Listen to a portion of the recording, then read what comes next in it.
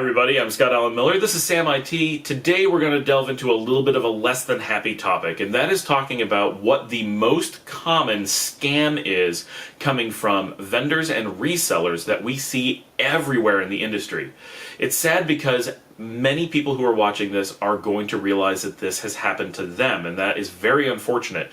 We've identified it as the stock scam that is used by resellers, most of which claim not to be resellers. They will introduce themselves as MSP, they will often pretend to be engineers when in fact they're salespeople that are looking to take advantage of you. This is where it really moves into scam. If someone was openly a salesperson and not claiming to be a technical resource doing your IT on your behalf, then you would know that you would never ever listen to them, and that would be just completely foolish. But if they present themselves as if they're an engineer and not a reseller, but instead an MSP, we may trust them and not realize that they're actually salespeople that are being extremely deceptive and get caught by thinking that we've just gotten free IT advice. Of course, the easy way to identify this in many cases, if you're not paying for advice, you're not getting advice, you're getting sold to.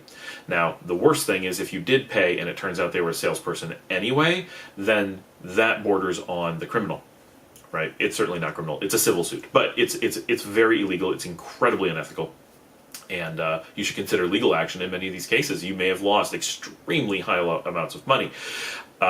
This particular scam setup, while some of the components do vary slightly from scam to scam, is so identifiable and so common that it's actually become very hard to convince people that it's a scam, because they will simply point to hundreds of other companies and hundreds of other vendors who all say the exact same thing and don't realize that that's exactly how a good scam would work, that of course all the vendors identified the way to get the maximum money out of their customers, and so they all do it. And because they all do it, customers who only talk to resellers and vendors would keep getting the same story and getting a confirmation bias that everybody who is the wrong people to be talking to will tell them the same thing. And then of course we have a problem that engineers, even legitimate ones, may get caught up in the scam because they get tired of customers who don't listen to them when they tell them to do something sensible, and they say, but my vendor said.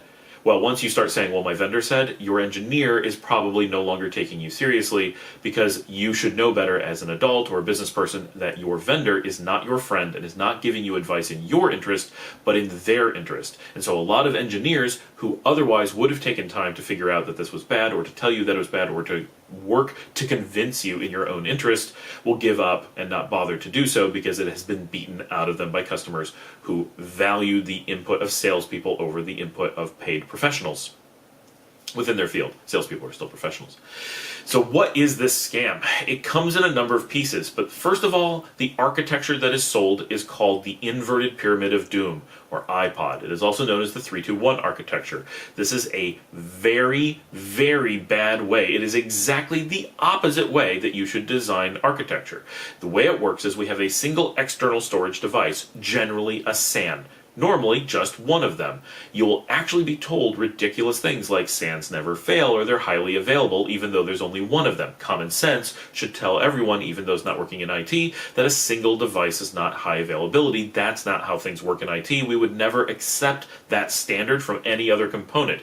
But because SANs are black boxes and still kind of magical to a lot of people, unfortunately, people often accept claims like high availability within a single box that don't really make any sense. It's important to remember, and we can have other videos about this, that a SAN is just a server like any other, and its availability can't be any higher than any other server that's built to the same standards. That said, there are SANs that are built to higher standards than an average server, but so are there servers that are built to higher standards than average servers. There's no possible way to build a SAN more reliably than a server. You could buy an expensive SAN and buy a cheap server and say my SAN is more stable than my server, but that's a contrived scenario. Equal investment in a SAN or a server will result in equal reliability. SANs are not magic, they are just a server doing a specific role. If we stop thinking of them as magic, instantly we see our single point of failure for what it is. Generally, because it's a SAN, we then have a switching layer. Now the switches, in order to be safe at all, will need to have two of them. So this is, in our 3-2-1, our SAN is the 1, our switches are considered the 2. Now, this scam sometimes will leave out the switches in small environments, so you may not see this and you can't use its presence as an indicator. But if it's there, it lends even more to it. Then typically they have 3 servers up front because, as your salesperson will undoubtedly tell you, servers are fragile and scary, they fail all the time. So you have to have 3 of them because you need 3 to have high availability of servers. It's just how it works. And hence this is where we get the 3 in our server model. In our infrastructure model, right? 3 servers, 2 switches, 1 external storage device, generally a SAN, but it could be a DAS, it could be a NAS, it could be something like that. Hence 3, 2, 1.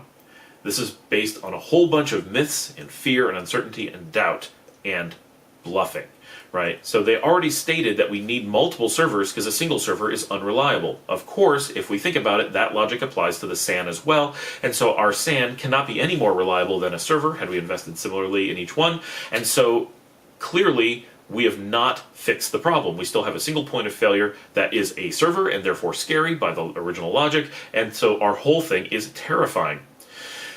Why do we have to have 3 servers? No one really knows. Now, of course, your environment may be large and you need 3 servers, but typically these kinds of things are not sold to large environments. On average, and this is a very rule of thumb, we get 30 to 100 virtual machines per server. Now, if you need high availability, of course you need 2 servers. So if you need HA, you need 2. If you don't need HA, you only need 1. And it's a very rare SMB, even with hundreds into the thousands of users, that actually needs more than, say, 30 to 100 VMs. It could be, so don't feel surprised that you have an environment that isn't more than 500 people, but still needs more than the capacity of a single server. Of course, that's possible. But for averages, very, very few companies need to get that large. The use of 3 servers there is simply trying to sell additional servers. So there's a whole bunch of pieces here just in the hardware that we need to look at. First, we don't need how many servers were sold. We're simply oversold based on myth. So chances are we needed 1 or 2, not 3. The switches exist only to service the SAN. And the SAN exists only to have some piece of magic to try to explain why we needed to buy everything else. So in a stock example, we're buying a minimum of 6 pieces of hardware to do the job of no more than 1. Technically, we have in this design the capacity of 2, so our capacity is a little bit higher than we might need, but chances are we don't need that extra capacity. But since we're reliant on a single point of failure, we are only at the safety of a single standalone server with nothing else. There's not even a failover in the slightest. If your SAN fails, everything is gone. So we actually have 6 pieces of hardware that is less reliable than a single server all by itself. It feels more reliable because we bought 600% of what we needed. Clearly, some of that must protect us, right? Of course it doesn't. There's no protection anywhere in the design. It's not designed to be safe. It's designed to sell a lot of software, a lot of hardware. When you look at the design from the top, looking at the top down, you see redundancy at the highest level. So they get to say words like there's redundancy, which of course there is. There's extra hardware you don't need. That's the English language use of the term redundant. But it's not the engineering or IT use of the term redundant, meaning extra safety because one thing can fail over and something else is there to protect it. So they're using redundancy in a legal but not meaningful way. And it really just means that they duped you into buying lots of hardware. We should hear redundancy and hear, whoa, we don't want redundancy. We meant we wanted reliability. Salespeople understand this incredibly well. If they were selling you something reliable, they would refer to it as reliable. If they're trying to take advantage of you, they will refer to it as redundant because they know that emotionally you will almost always react to that as if it's a positive rather than the obvious negative of simply buying twice as much as you need. If you're in the UK, it's a little bit less likely that you'll be taken in by this because you are used to terms like redundancy being used to refer to people who are being fired because they no longer are needed as their job is simply unnecessary. So you might hear the term redundant used in this context and think, well, if my server's not necessary, why am I paying for it? But Americans almost never use redundancy in that way, and so using it in that style to try to sell servers works effectively with Americans in ways that it doesn't with other people. Because from the top down it looks like it's redundant, it's easy to hide the rest, and the rest gets really complicated. SANs are simply beyond the comprehension of most people buying these systems, and so it's really easy to make them think that the redundancy on top and all the money being spent in this magic black box at the bottom might actually provide what it is they're looking for. But of course it doesn't. Now, that being said, lots of people try to sell a SAN here that's super expensive and is actually pretty reliable. There are good SANs on the market. We're never saying that there isn't. But the cost of it makes no sense because you can simply shift that cost into one of the servers and fix the problem that way without needing to buy all these other components. It doesn't matter how reliable that SAN is. That reliability of that SAN does affect the reliability of the overall stack, but it does not change the fact that the design of the stack is a fragile design designed to rack up how much money can be spent with complete disregard for the needs of the end users. One of the reasons that this design does exist is that before enterprise-class hyperconvergence, when we needed to have really large consolidated environments where consolidation, not reliability, was the key driving factor, this design made sense on large scale. If you had one or two, mostly two, high-end SANs that were truly redundant, right, where one would pick up for the other, and you had a highly reliable switching layer, and you had lots of servers, say 12 or 20 or hundreds that depended on them, then while it would put them slightly at more risk than some other designs, it would do so at a fraction of the cost, making it very sensible. So for a long time in the enterprise space, this design was pretty much ubiquitous, and that complete out of context reference is what many companies did to tell SMBs, well, every large company does this, and they would leave out that they were doing it for the exclusive reason that they were large. That was the only reason that they did it. If they needed an individual workload to be highly reliable, they would actually not do that for that workload and do something more reliable. But in the big companies, because they were using really high-end SANs and were able to have multiple high-end SANs to have extreme high reliability at a single layer, they were able to make this make sense at very large scale. But to make it fit to the SMB, little under-the-hood technical details were changed, and the logic of why it was used in the big business was changed, and it just made for a really powerful sales story that took possibly the majority of the market by surprise, and people would have no tools with which to dispute the logic of how this worked. And so they would very often buy into it. As it became more popular, it became a popular trick to then lower the overall cost while keeping margins up by replacing a single highly reliable SAN at the very base with, in many cases, even a non-business class product. They would start putting consumer products down there because people are confused about the SAN and think it's magic anyway. And once you've promoted that SAN is just magic and you don't have to worry about it, you can put anything there and people won't realize. And you may say, but if things were failing all over the place, you'd hear about it and people wouldn't put up with it. That is not how this works. Companies do not talk about this with each other, especially if they figure out that they've been scammed. People stay quiet because they're embarrassed. They don't want their own business to look bad and they don't want themselves to look bad. So people don't go out and point out that they've been scammed very often. They mostly hide it. And even if you use really unreliable things, they often work. This is one of the tricks that people use all the time to push unreliable things on us.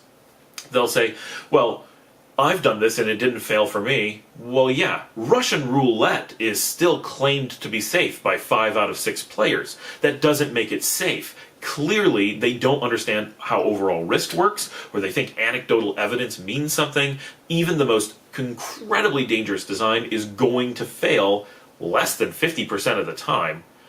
What we're paying for, though, here is to get things like 6 nines reliability. You have to remember that an average server is something like 4 to 5 nines of reliability all by itself. That's just, I went to the store, I bought a Dell or an HPE or a Supermicro server, I treated it well, I put it in a rack, I didn't, shake it around, I didn't let the heat fluctuate. You're going to get between 4 and 5 nines reliability out of that single server. When we go to a high availability infrastructure, we're trying to get to like 6 nines or better. So you can't measure that easily. You would have to have thousands upon thousands of companies gathering data to even begin to get a hint that your reliability had fallen and not be at 6 nines, it would be at 5 nines. Or in this case, it may get down to only 1 nine, but even so, normal companies don't talk to enough other companies and realize that they have to put these pieces together to see what's wrong. And even the most reliable design is going to have stories out there of someone having failed. Even ones where you have redundant SANs and everything done right and a huge investment and the vendor themselves put it in, we still hear horror stories of where they have failed. Not because the design was bad, but simply because even 6 nines reliability has a failure rate. Nothing has a 0 failure rate. Some things get very low, but they never get to 0. So you can't use the fact that someone has seen one failing to indicate anything. You put all these things together, and there is no reasonable way that the market is going to talk amongst themselves, especially because the people who do interface with each other are not the people who understand what has happened. There's too many separation pieces between separate companies and the roles within those companies. And of course, the IT people who have set this up and didn't realize there was a single point of failure aren't going to go to their CEO and be like, here's how we got scammed and I didn't catch it. That CEO isn't going to say, oh, we did this bad design because of these things, and then go talk to another CEO and say, oh, we did this, and then have them be like, whoa, we did that too. Wait a minute, there's a thing going on, and it's all from different vendors. So there's no reasonable way for the vendors to get caught until IT professionals start looking at the designs and saying, wait, this isn't an acceptable design. Clearly, this design exists for the purpose of scamming people. We need to point this out, and that's what we're doing right now. Now, this is something I've been talking about for years. You can look up terms like iPod and inverted pyramid of doom, and they're all over the place. Thousands and thousands of discussions where we point out just how reckless this is, and that as whoever's overseeing IT has a responsibility to look at the infrastructure and say, this doesn't make logical sense. And if you aren't familiar with the pieces enough to do that, you need to bring someone in to do that. And you need to never rely on salespeople. This is general business practice. Your salespeople are not your advisors. There's no exception to this, right? There are great roles for salespeople. There's nothing wrong with salespeople. They have a job to do, and they work as part of our ecosystem. They are never your technical advisor. There literally is no exception to that. And yet, the average SMB will try to use them that way because the lure of free consulting is so high that no matter how illogical and impractical it is, it's just so easy to convince people that free is better than paying for something. Okay, so all that said, we can look from a hardware perspective and start realizing that we've been oversold by roughly 6 times in a lot of these cases, or 2 to 4 times in the better ones, right? If we don't have SAN but have DAS, so the switching layer has gone away, and we don't have 3 servers, we only have 2, we can get down to where it's like, well, we really needed 2 servers, but we were sold 3, we kept, it can get kind of okay, but it never gets great. But at the worst case scenarios, the amount of expenditure I've seen as high as things like $200,000 to get a system that you could have something better for $10,000. That's pretty extreme. That's an unbelievable amount of scamming someone to oversell them by $190,000 on a $10,000 potential solution. It's also important to realize when you're looking at this that we talk about the single point of failure of the SAN and point out that that's why it's no better than a single server. What's left out is, because that single SAN has to interact with the switches, because the switches have to interact with the servers, there's 2 points of interaction that don't need to exist. There's also, because the SAN layer or the external storage layer itself is so risky that it matches the risk of having only a single server, that means that the risks of the switches, even though there's 2 of them, still has risk, and the risk of the 3 front-end servers, even though there's 3 of them, still has risks. Those are cumulative. So this system has 2 additional interactions and 2 entire failure layers that don't need to exist, and if you were to collapse to a single layer, to a either standalone server or a hyper-converged model, you remove all of those other moving parts, and you can very trivially demonstrate how it is impossible for the inverted pyramid design, even with good components and set up well, to be even as reliable as a single server that is the equivalent at the layer of whatever SAN you choose. That's all it takes, right? The math shows it cannot be as reliable. That's impossible. Each of those layers, no matter how reliable they are, takes away reliability. It does not add reliability. The myth that you can add reliability by adding another point of failure to a system is weird, but it's pretty easy to see how people don't think about the chain of dependencies and simply see a high reliability layer, and they think of highly reliable as a checkbox instead of as a cumulative of the system. And so they hear, is something highly reliable? Is it redundant? Yes, there's 2 of this thing, therefore we have what we wanted. And a lot of times you'll deal with like certification authorities like, I don't know, Underwriters Limited or something, who simply has a checkbox. Do you have 2 of these things? Yes, we have 2, and they don't look at whether or not the system's reliable because they don't know anything about reliability. They are literally putting checkboxes because they just want to put a stamp on it, right? So you have to be careful of those things. Now, we've already established that you're buying up to like 6 times the hardware that you need when doing this, but it doesn't end there. Typically in these scenarios, each of the individual components are going to be oversold to try to get the prices up on each one of them. So pretty typically what you'll see is very expensive switches from really big brand names that make no sense for your deployment. You'll probably see servers that are big names, but that's probably okay because you probably would have bought enterprise class servers anyway. What's weird is they might try to oversell you on the SAN, but because the SAN is often so expensive, it's often where they actually cut corners and sell you something that doesn't perform as well. So it's hard to gauge whether that one is going to be really expensive or overly cheap considering what you need. But you can look around and look at the different components and see often, especially at the switching layer, that you will see big brand names that are, if you're spending thousands of dollars on each switch, that is not how a setup like that should be. You can have extremely high quality for only a few $100s there per switch. And so it's really easy to spot that you may have a 1,000% markup on that layer in addition to not needing that layer at all. So more things to look for. Also, extremely common in this setup is to sell lots of services with it. Because the inverted pyramid of doom is so complicated and has so many moving parts, this is another piece of how a lot of money is made for the salesperson. They then have to sell installation services and support services and ongoing things because they've made so many things that could fail and go wrong that you'll be like, I can't manage all this. I don't know all these different pieces.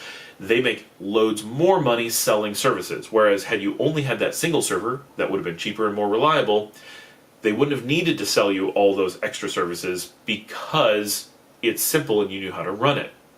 So the incentive for them to oversell just keeps going up. Now, another thing that we tend to see with this is instead of using free technologies that would allow all of this to work together for free and work extremely well and are perfectly suited for the small business environment, we will often see, for example, the vendor will sell you VMware. And they'll tell you that the only way to get the features that you need to work is they have to go all the way up to the Essentials Plus package. This is also why they sell 3 servers typically, because that's the number that you can have in the Essentials Plus. If you go less than Essentials Plus, features like high availability are not enabled in VMware. So again, they wouldn't be able to do that, which they don't want to because regular Essentials is just a few $100s. And if you use something else like Hyper-V or KVM, it would all be free. So they push VMware as the only option. And then they'll sell you the very expensive, many thousands of dollars licensing for that. Of course, none of that needs to exist. So we just keep ratcheting up the cost. Because they deployed more servers than are probably necessary, they're also probably going to sell you additional Microsoft licenses. Of course, you may not use Microsoft in your environment, but we can safely assume that 99.9% of you do.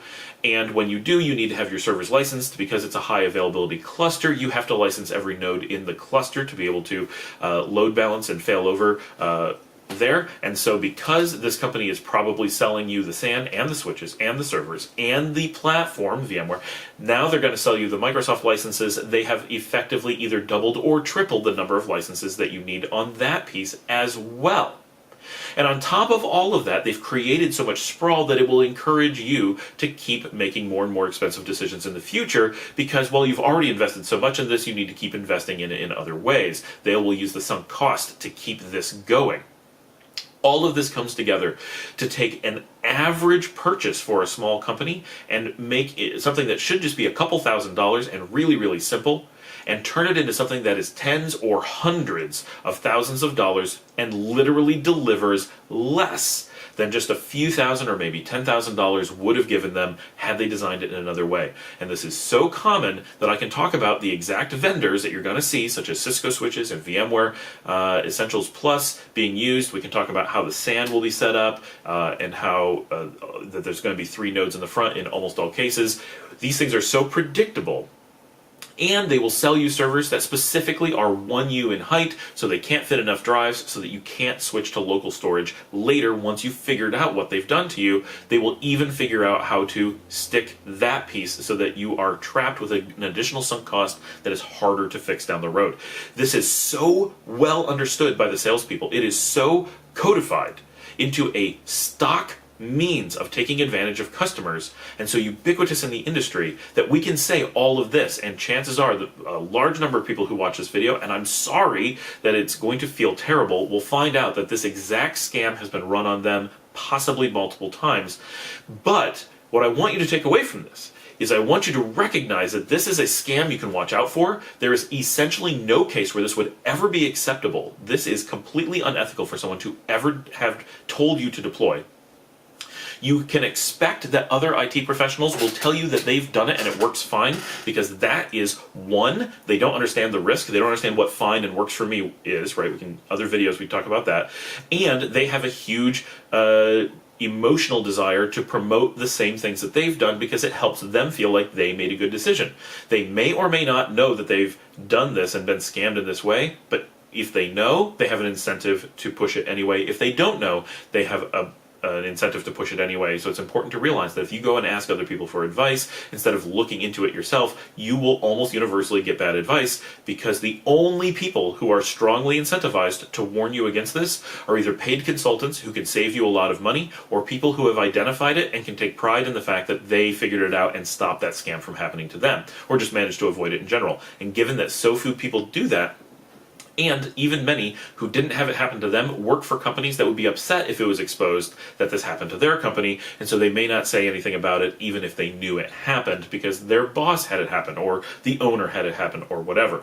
So you can't rely on that kind of feedback for this kind of thing, and it's unfortunate. But now what I want you to do is go back and, one, look for this in other places. Go into online forums, go to peer groups, and you will find that this happens to everyone, and vendors think they can get away by just saying it anyway. Even though it's been clearly refuted, even though it is widely known as a scam, your salespeople are willing to lose 90% of their customers because the 10% that remain that are willing to do this are worth more money than having 10 times as many customers who avoid the scam, because the profits on this are insane. Each of the pieces have unbelievable markup and the ability to sell all the additional services at the end, and the long-term lock-in that happens because of the technical debt and the sunk cost are so valuable that they don't care if you figure it out and don't buy from them. They'll just move on to the next person and make, their profit might be on a good sale $100,000, but if they were selling you what you actually needed, their profit might be $100.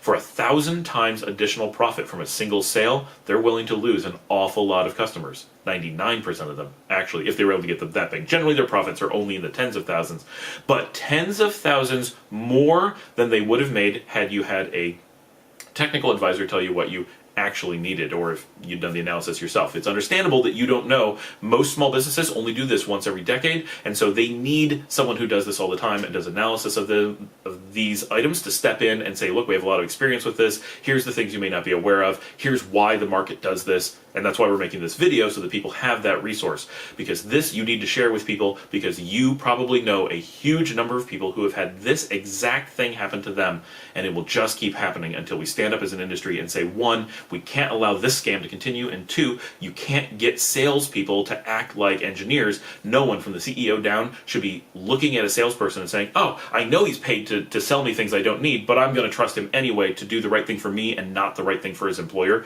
to whom he has a financial responsibility and a legal one. Makes no sense. We'll cover more of that in other videos. I know this is a long one, and I know that it's troubling, and a lot of people will feel emotionally hurt by this, but it has to be out there. We can't cover this up. We can't act like it's okay for people to get scammed. We can't act like it's okay for us to go to scammers and offer to have them scam us. We have to do the right thing to protect our businesses. Please remember to like and subscribe. Put your comments below. I expect tons of comments on this. I want you guys discussing this. We need to get this out there, and please consider sponsoring us on Patreon. And I literally have 7 seconds left on the video before we run out of space. So thanks for joining me today. Discover how easy and affordable business telephone service can be. Say it with Talkadillo.